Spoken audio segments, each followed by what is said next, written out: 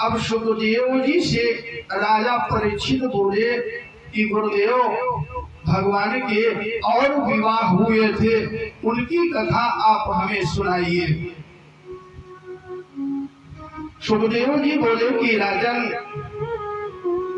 एक सत्राजित नाम का राजा था। एक बार सत्राजित भगवान सूर्य की उपासना करके श्रीमंतक मणि प्राप्त किया। वह श्रीमंतक मणि प्रतिदिन 8 भार सोना दिया करती थी। एक बार सत्राजित भगवान से मिलने के लिए उस मणि को अपने गले में धारण करके भगवान से मिलने के लिए गया। जब यादवों ने देखा कि कोई आ रहा है और जैसे सूर्य की तरह चमक रहा है, तो सब भाग करके गए द्वारिकाधीश के पास और बोले, प्रभु, लगता है आपसे सूर्य देव मिलने के लिए आ रहे हैं।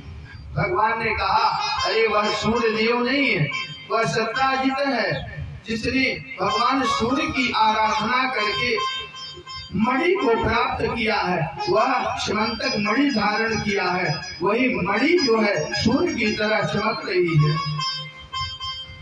सत्राजित जाता है और भगवान के पास भगवान से मिल करके जब वापस जाने लगा तो यादवों ने कहा सत्राजित से कि यह मणि तो हमारे ठाकुर जी के ऊपर ही शोभायमान होगी, तो यह मणि तुम भगवान को दे दो, द्वारिकाधीश को दे दो। तो सत्राजित ने कहा, देखो, हमने तपस्या किया और तपस्या के द्वारा यह मणि हमें प्राप्त हुई है। यह मणि मैं किसी को देने वाला नहीं हूँ। और इतना कह करके सत्राजित अपने घर चला गया। और एक दिन सत्राजित का भाई प्रसेन ने कहा, भैया, आप मणि पहन करके घूमते हैं, आप इस मणि को एक दिन मुझे भी दे दीजिए, मैं भी पहन करके सभी अपने मित्रों के ऊपर अपना प्रभाव डाल सकूं। जो घर में कोई ऐसी वस्तु होती है तो बच्चे यही करते हैं और कहते हैं कि यह वस्तु हमें प्राप्त हो जाए, इसे ले करके हम जाएं और इससे लोग हमसे प्रभावित हों। तो प्रसेन ने मणि धारण किया गले में और घोड़े पर बैठ करके जंगल में चला गया शिकार खेलने के लिए।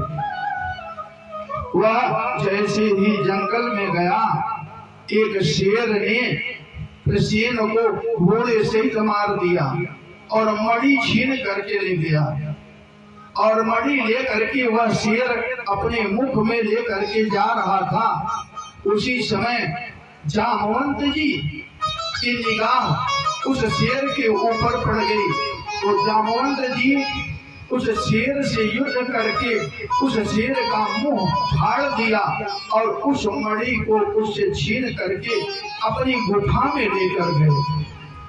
और उस मणि को जामवंत जी ने अपनी पुत्री जाम्बवती को दे दिया। वह मणि जाम्बवती लेकर के खेल रही थी और इधर जब 2 दिन हो गया, 3 दिन हो गया, 4 दिन हो गया, 5 दिन हो गया, तो सत्राजित ने अपनी पत्नी से कहा कि मुझे लगता है कि द्वारिकाधीश ने मुझसे मणि मांगी थी और मेरा भाई मणि पहन करके शिकार खेलने के लिए गया था। मुझे तो ऐसा लगता है कि द्वारिकाधीश यादवों के साथ मिल करके मेरे भाई की हत्या करा करके और मणि उन्होंने छीन लिया। लेकिन सत्राजित ने कहा, देखो देवी, यह बात जब तक पता न चल जाए तब तक तुम किसी से कहना नहीं। उसने कहा, ठीक है, लेकिन सत्राजित की पत्नी अब माताओं को अगर यह बता दिया जाए कि यह बात किसी से मत कहना, तो उनके पेट में दर्द होने लगता है। वो जब तक बताएंगी नहीं तब तक उनके पेट में दर्द होता रहेगा। तो 2 दिन तो उसकी पत्नी अपने पेट में यह बात रखी, लेकिन तीसरे दिन जा करके अपने सहेली से बोली कि बहन, मैं तुझे एक बात बताना चाह रही हूँ, लेकिन पहले तू यह बता, यह प्रतिज्ञा कर कि इस बात को तू किसी से नहीं कहेगी। उसकी सहेली ने कहा, बहन, क्या आज तक मैंने तेरी बात किसी से कही? तब उसने कहा, प्रसेन मणि पहन करके जंगल में गया था और हमें ऐसा लगता है कि द्वारिकाधीश ने ही उसे मार करके और मणि छीन लिया। अब उसने भी एक दिन अपने पेट में बात रखी, दूसरे दिन उसने अपने सखी से बताया और उसकी सखी ने अपने सखी से बताया और उसके सखी ने अपने सखी से बताया। और क्या हुआ? कर्णे पंचनाह, इस कान से उस कान, उस कान से उस कान, और पूरी द्वारिका में क्या बात फैल गई। यह बात भगवान द्वारिकाधीश के भी कान में गई। अब पूरे द्वारिका में ये चर्चा होने लगी कि द्वारिकाधीश पहले माखन मिश्री चुराया करते थे, अब बड़े हो गए तो हीरे जवाहरात भी चुराने लगे। और जब यह बात भगवान के कान में गई तो भगवान ने कहा, राम राम, बेमतलब मुझे यह कलंक लग गया। तब भगवान यदुवंशियों को लेकर के कुछ 2-4 यादवों को लेकर के जंगल में मणि की खोज में निकल गए। और जब मणि को खोजते खोजते भगवान जंगल में गए तो वहां उन्हें प्रसेनजीत और उसका घोड़ा मारा पड़ा मिला, लेकिन मणि वहां पर नहीं मिली। तब भगवान थोड़ा और आगे बढ़ते हैं तो वहां एक शेर मरा पड़ा मिला, लेकिन मणि वहां भी नहीं मिली। तब भगवान ने वहां पर एक भालू के पांव को देखा। तब भगवान भालू के पांव के देखते देखते जामवंत जी की गुफा में पहुंच गए और यादवों से बोले कि तुम सब यहीं पर रुके रहना और मैं इस गुफा में जा करके देखता हूँ। यादव तो बाहर गुफा के बाहर खड़े रहे, लेकिन भगवान अंदर प्रवेश करते हैं और जैसे ही अंदर भगवान प्रवेश किए तो जामवंत की बेटी जामवंती वह मणि को लेकर के खेल रही थी और भगवान को प्रवेश करते देख करके उसने जोर से आवाज लगाई और उस आवाज को सुन करके जामवंत जी वहां पर आ गए और उन्होंने देखा कि एक नया कोई आदमी हमारी गुफा में प्रवेश कर गया। तो जामवंत जी ने उछल करके एक मुंह का भगवान श्री कृष्ण के वक्षस्थल पर मारा।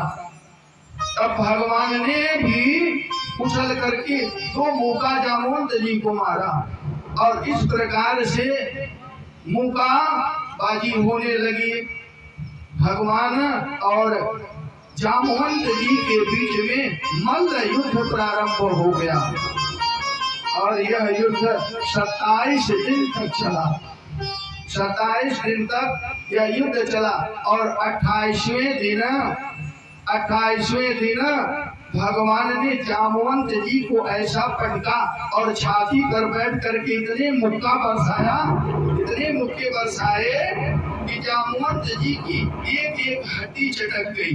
तब जामवंत जी हाथ जोड़कर बोले, बस करो प्रभु, बस करो, मैं पहचान गया आपको, आप हमारे राम जी हैं।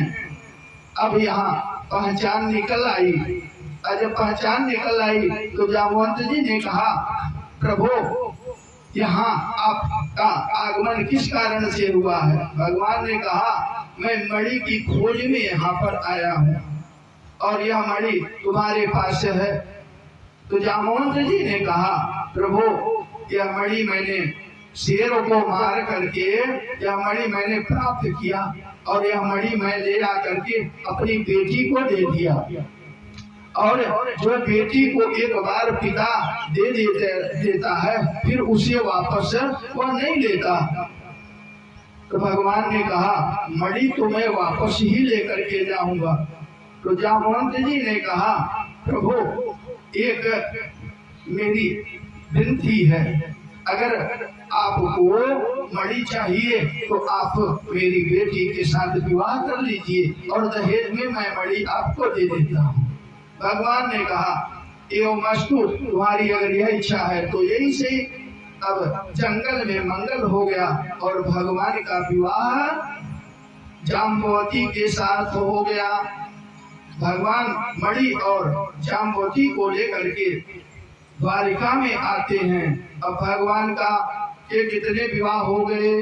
भगवान के 2 विवाह हो गए। बोलिए वृंदावन बिहारी लाल की।